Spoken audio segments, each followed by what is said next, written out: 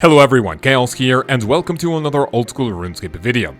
You guys don't have to tell me, I know you love Runecrafting as much as I do, which almost 26 million experience, no pets by the way, but today we are going to talk about a new update that will hopefully revolutionize and change the meta of Runecrafting forever, Guardians of the Rift. This is something that is going to come in the next weeks, and I am prepared for this. If you guys subscribe with notifications on, I will be live streaming this on the day it comes out, and hopefully I will prepare a lot of guides for you, not only for the minigame itself, but also what the rewards are going to do in terms of changing this skill for the better. So, strap in, let's talk about Guardians of the Rift, one of the most exciting updates coming in 2022. First and most importantly, what do you need to access this minigame? There is going to be a brand new quest by the name Temple of the Eye. To complete it, or I guess to start it, you need the mini quest Enter the Abyss as well as level 10 Runecrafting, and sadly this is going to be an activity for members only, sorry free-to-play players. After you complete the quest, you are going to have access to Guardians of the Rift as well as 5,000 Runecrafting experience and finally a medium pouch that will go with your small pouch that you got from the Enter the Abyss mini quest. However, you need level 25 Runecrafting to actually use your medium pouch, but that's not going to be any trouble if you have level 27 Runecrafting, which is the level required to enter Guardians of the Rift. So those are the requirements, pretty easy and a very good way to start your Runecrafting journey. What you see right here is an early concept of the arena, and it is going to be where Guardians of the Rift is going to happen. What are the most important parts of this area? First of all, you will have the exit, or I guess the entrance, and nearby you will have a bank as well as wizards that will hopefully patrol the area and help you throughout this new activity. In the center, you will have something called the Great Guardian, which is going to be quintessential for this activity, and not to give you a lot of spoilers, but the role of this thing is going to be to close the portal that will open right in front of it, which is going to be a link between the Abyss, where abyssal creatures are going to come in and attack the Great Guardian, but for that we are going to do some interesting activities in order to both protect it and to kill the abyssal creatures coming out of it. Around the Great Guardian, you will have a little Runecrafting portals that will take you to the Runecrafting altars that will also be extremely important for the activity, but more about that when we cover the items and all of the important resources that we need to do, or I guess that we need to use in this minigame.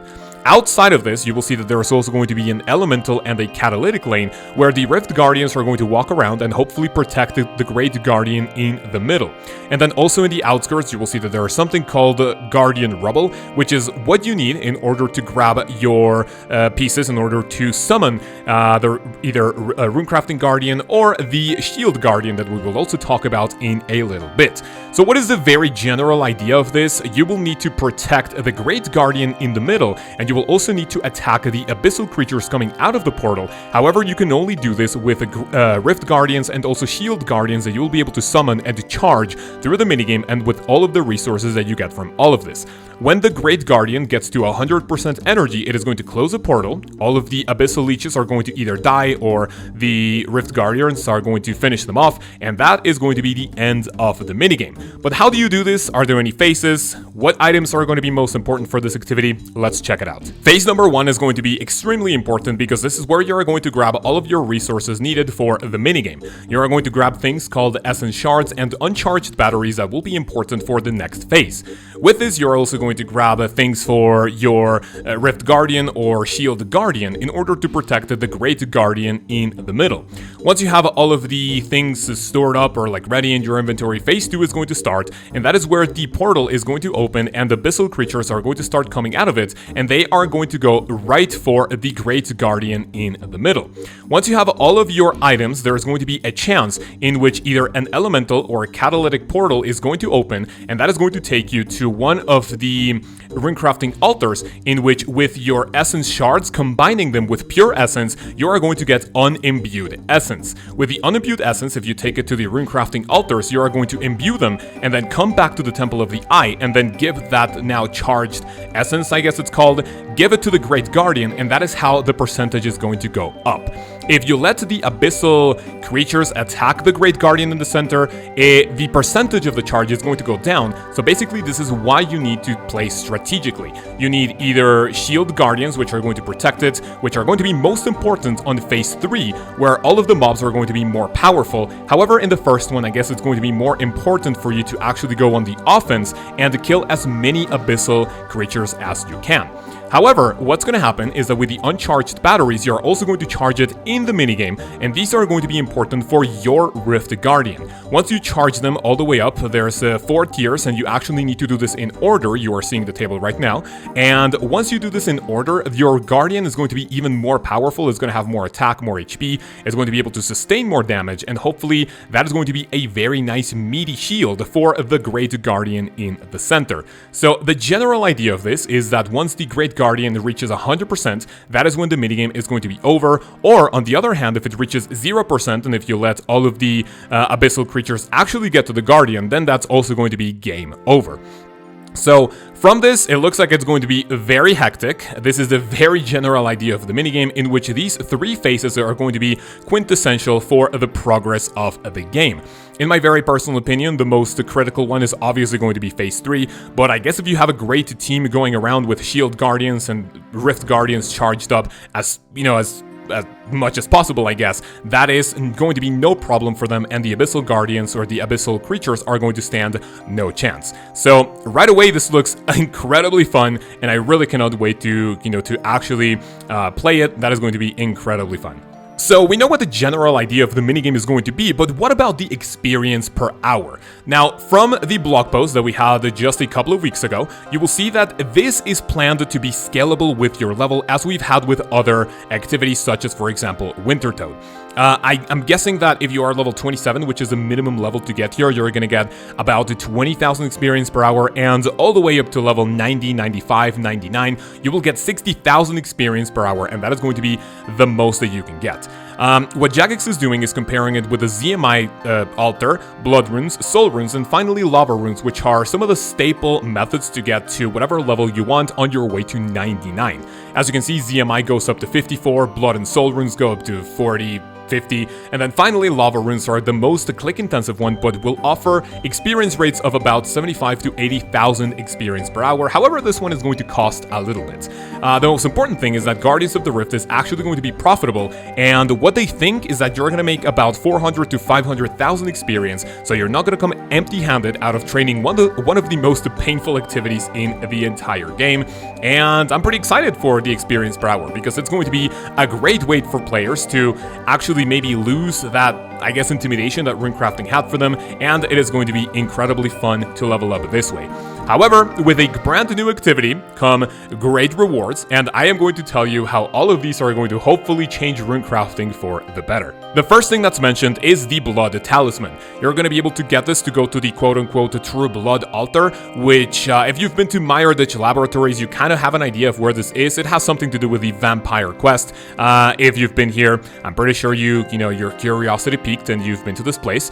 Up next, there is going to be a chance for you to get a Catalytic Talisman drop from the minigame itself. This is not going to be purchasable, however, it will be up to chance. If you combine the Catalytic Talisman with a gold bar and make a tiara out of it, it is going to work as a tiara that will access to all of the Catalytic Runecrafting altars, and that sounds kind of useful, but I guess if you're doing a biz, this is not going to be incredibly, I guess, quintessential, I guess. However, when you do the minigame itself, you are going to get something called Abyssal Pearls, which is going to be the currency for this minigame. Once you have enough Abyssal Pearls, you will be able to get your hands on a lot of cool rewards. First of all, and most importantly, we have the Abyssal Needle. What's going to happen with this one is that if you have your giant, large, medium, and small pouches, you're going to be able to use the needle on any of the pouches, combine them, and create the Colossal Pouch. This is going to be a pouch that will hold 40 essence at once. However, it will only be able to hold essence 8 times until it's degraded, unless you will have the 99 Runecrafting cape, which 99 Runecrafting gang represent, and it is going to increase the experience rate and also the rate at which you can get the pet by so much. So you need 85 Runecrafting for this, and until you get there, it is going to be an amazing way to level Runecrafting in a much quote-unquote faster way, but it is just going to be more convenient. With your Abyssal Pearls, you're also going to be able to get a transmog for the Runecrafting pet and turn it into one of those abyssal creatures that will spawn in the minigame, which we still do not yet know what they're going to look like.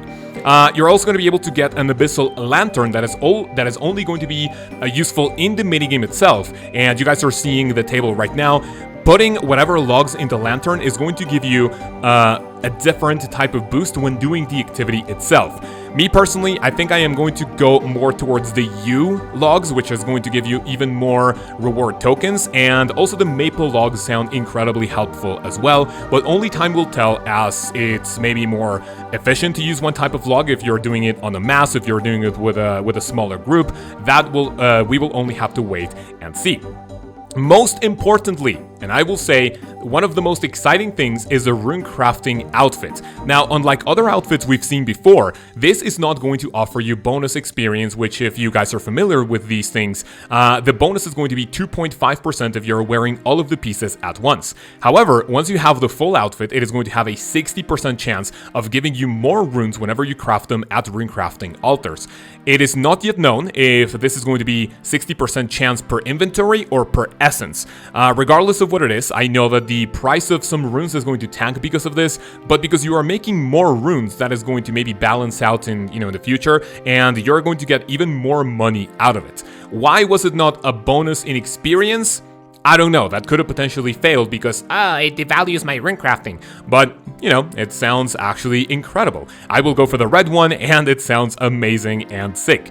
And finally, we have the Ring of the Elements, which at first glance, it doesn't really sound like a very useful item, because it's only going to be able to teleport you near elemental altars, which we have air, water, earth, and fire. But if we think about it, right now, the most important way, or the most efficient and meta way to level Runecrafting is to do it through lava runes. If we have a different way of getting to other combination runes with the other altars, then maybe the meta could potentially change and favor other elemental runes in order to do combination runes and hopefully get more experience. Only time will tell to see where these things are going to teleport us and how fast we can actually runecraft all of these. So all of these rewards look amazing, look incredible, and the fact that I can do this by speaking, maybe not by cutting so much, tells you how excited I am to get finally some more content for Runecrafting. And my honest opinion is that this is going to change the meta. Maybe not forever, but I mean, if you want to follow the same meta that we've been doing for many years, then of course it is going to be a very useful and a very different way of training Runecrafting, but you can also do the same that we've been doing before. You use ZMI and then you go to Blood Runes and then Soul Runes, but this is going to be a much better way to give us more diversity and of course more fun gameplay for Runecrafting. So, like I said before, I am going to be streaming this day one, and I'm going to speedrun all of the rewards. That's going to be incredibly exciting. I want to give a massive thank you to all my channel members who have been joining over the past few weeks and months. You guys are amazing, and if you would like to join this channel and support it monetarily, you can go ahead and you can go ahead and click the join button and see what type of cool benefits you get for your monetary pledge. That being said, I will see you guys on Thursday when we talk about the new Raids 3 rewards coming and how the changes are a little bit disappointing, but how, in my very personal opinion, these rewards are still going to be game-changing, not only for Raids 3, but also for the entire game. You guys have a great day, have a great week, and I will see you on Thursday. Peace!